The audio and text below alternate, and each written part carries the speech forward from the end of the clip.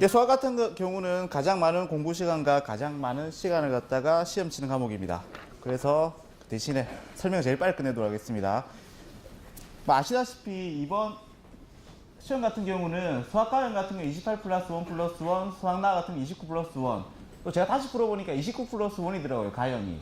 그러다 보니까 29문제 같은 경우는 여러분들이 어느 정도 기본수만 풀었다고 한다면 무조건 풀 수 있는 문제들이 나왔습니다. 자, 이 이야기는 무슨 이야기냐 그러면 예전에 수리 영역에서 수학 영역으로 이름이 바뀔 때 교육부에서 그런 이야기를 했습니다. 일단 기본 교육과정만 충실히 따른다고 한다면 기본적으로 어느 정도 이상의 성적을 무조건 받을 수 있게 하겠다. 그거를 갖다가 최대한 반영했던 것 같고, 수능 때는 28 플러스 2라든지 27 플러스 3 정도로 바뀔 수도 있겠지만 어쨌든 간에 평가원에서 이번 시험에서 시간 배분을 되게 잘한 것 같습니다. 30번 푼 학생 있습니까? 가형에서? 가형 30번을 풀어낸 학생. 예. 가형 30번 푼 학생 있습니까? 몇 분 계시죠? 가형 학생 아닙니까? 어쨌든 간에, 저희 페이지를 넘기다 보면 제가 정리해놓은 게 있습니다. 문항분석표라든지 여러 가지 내용들. 이런 것들은 일단 읽어보시면 될 것 같고, 이번 시험이 워낙 쉽게 나오고 한 문제 말고는 다 풀 수 있을 정도로 다 푼다는 게 뭐냐 하면 기본서를 한번 제대로 보고 1강이라든지 기출문제 한 번 정도 풀었다고 한다면 실수 없이 20문제를 무조건 풀 수 있게 만들어 놨거든요, 평가원에서. 자, 그래서 35페이지를 보겠습니다. 이번 시험이 학생들한테 준 메시지입니다. 자기가 있는 위치를 잘 보고 마음속에 읽으시면 되겠습니다. 일단 하위권, 중위권, 상위권, 최상위권 성적이 오름차순으로 정해졌습니다. 어쨌든 하위권 같은 경우는 찍어도 안 되겠죠, 이제 이 정도면. 그러니까 공부를 해야 됩니다. 중위권 같은 경우는 이 정도면 해볼만하기 때문에 공부를 해야 됩니다. 상위권은 이제 실수를 하면 안 되기 때문에 공부를 해야 되고, 최상위권은 만점 아니면 답이 없습니다. 그래서 공부를 해야 되겠습니다. 자, 이 정도를 갖다가 평가원에서 제시한 것 같습니다. 이런 게 있습니다. 자, 수학과학 20론 같은 경우는 지금까지 이런 문제들이 평가에 꾸준히 기초되어 왔습니다. 그렇기 때문에 특별한 유형이 있는 것도 아니고, 자, 39페이지를 보겠습니다. 수학과학 29번 관련 평가 기출. 자, 이걸 평면 운동이 대단히 강화되었다고 했죠. 사실 29번 위치가 이 문제가 있을 위치는 아니거든요. 제 생각에는 17번에서 20번 정도 사이 한 문제가 와야 될 것 같은데, 범위 자체가 좁았기 때문에 29번 위치에 있다고 생각이 듭니다. 그래서 이 문제 같은 경우는 여러분이 접하지 않았기 때문에 틀렸지, 한번 접하고 난 다음이라면 다음에 맞출 수 있는 문제로 바뀔 거라고 생각이 듭니다. 자, 40페이지 보겠습니다. 수학과정 30번 관련 평가 기출 문제. 제가 처음 이 문제를 풀었을 때는 여러분들과 마찬가지로 막 대입했습니다, 사실은. 대입에서 답을 내긴 냈는데, 제가 이걸 다시 푸니까 그냥 대입에서 푼 문제는 아니더라고요. 여러분, 재작년 30번 문제 기억나십니까? 재작년 30번 문제. 그걸 알 능력이 아니겠죠, 맞죠? 어쨌든, 예. 그 문제를 보시면 아시겠지만, 다시 보십시오. 재작년 30번 문제를 보시고, 이번 문제 다시 보시면, 그 유사성이 발견됩니다. 연속성과 미분 가능성을 이용한 문제인데, 표현을 전혀 다르게 했습니다. 똑같은 문제인데 표현을 다르게 함으로써 전혀 다른 문제인 것처럼 느끼게 만들었거든요. 그래서 대부분이 1시간 이상 투자해서도 못 풀게 만들어놨습니다. 자, 이게 무슨 이야기냐 하면, 대부분의 친구들이 기출을 풀다가 답을 외우고 나면, 저는 이거 답 아는데 어떻게 푸는지 아는데 해가지고 그 기출을 안 보거든요. 그런데 그 기출을 곱씹다 보면 이런저런 면을 발견할 수 있는데, 이번 30번 문제가 그렇다고 생각이 듭니다. 제가 이제 3번, 4번 풀었는데, 그때마다 평가원에서 노린 게 이거구나라고 하나씩 더 발견하게 되더라고요. 그러니까 최상위권 학생 중에 30번을 무조건 풀고자 하는 학생 같은 경우는 이 문제를 3번, 4번 푸시고, 그리고 기출 분석해놓은 강의들이 있죠. 인터넷 강사들이 해놓은 거. 제가 한 10명 정도 들었는데, 그 중에서 메가스터디에 양승진이라고 있습니다. 그 강사가 프리해놓은 30번이 제일 낫습니다. 일단 그러니까 집에 가가지고 반드시 한번 들어보시는 게 도움이 될 거라고 생각이 듭니다.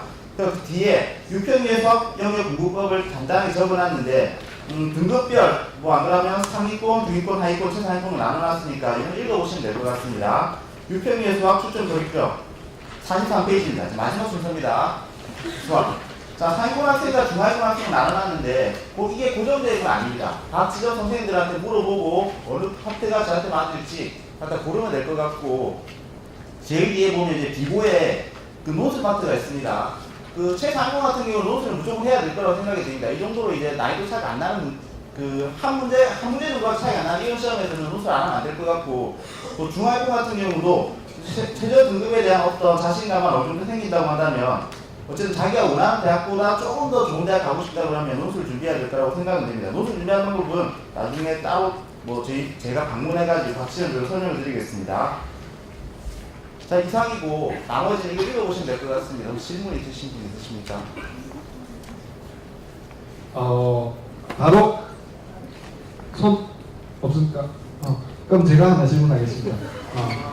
이영호 선생님 혹시 수학 가형을 한번 풀어보셨습니까? 예, 이거 풀어봤습니다. 30번 맞추셨습니까? 처음에 틀렸습니다. 답변 감사합니다.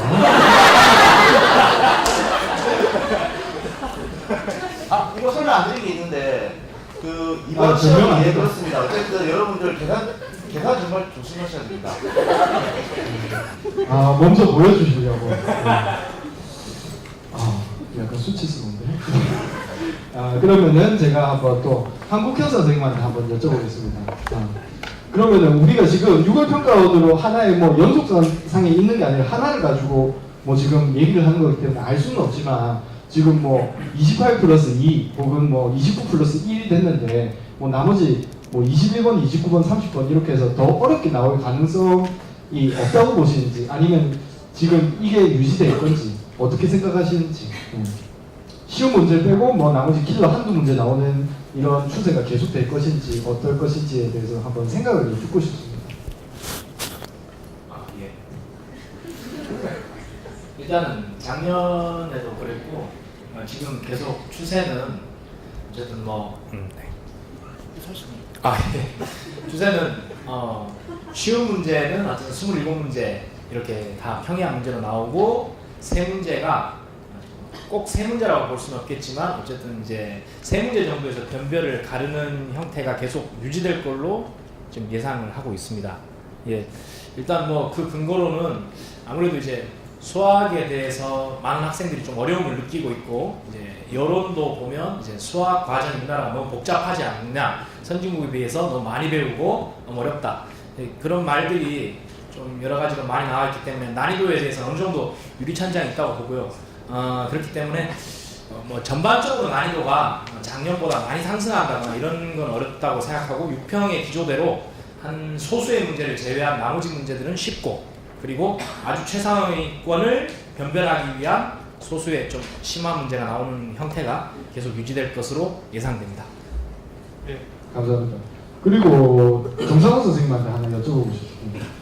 지금 발표 내용대로 혹은 그리고 뭐 제가 검토한 결과에 의하면은 수학 나형 문과 같은 경우는 지금 예. 네. 문과 같은 경우는 96점, 이과 같은 경우는 92점이 나왔어야 기본인데 예. 지금 얘기 들어보니까 뭐 이렇게 두 문제 혹은 한 문제 빼고는 다 쉬웠거든요. 기본적으로 기출만 풀면 우리가 접근할 수 있는 문제였단 말입니다. 예. 92점, 96점. 그런데 지금 대TG 교육 그룹에 다니는 강남대성보다 더 뛰어난 대TG 교육 그룹에 다니는 학생분들께서 예. 점수가 실질적으로 92점, 96점 이렇게 안 나왔거든요. 근데 제가 다 물어보니까 대부분 계산 실수라고 하는 경우가 많았는데 이런 학생들에게 어떻게 공부를 해야 되는지를 좀 말씀을 해주셨으면 좋겠습니다. 예. 일단 그 무 대표님의 이제 질문에 답을 드리면 문제의 그 유형이 어떻게 나올지 아마 여러분들이 그 시뮬레이션이 아마 부족해서 그렇게 된 것 같습니다. 모의고사 및 이제 실전 연습을 통해서 각각의 상황에 따라서 대비를 미리 해놓는 겁니다.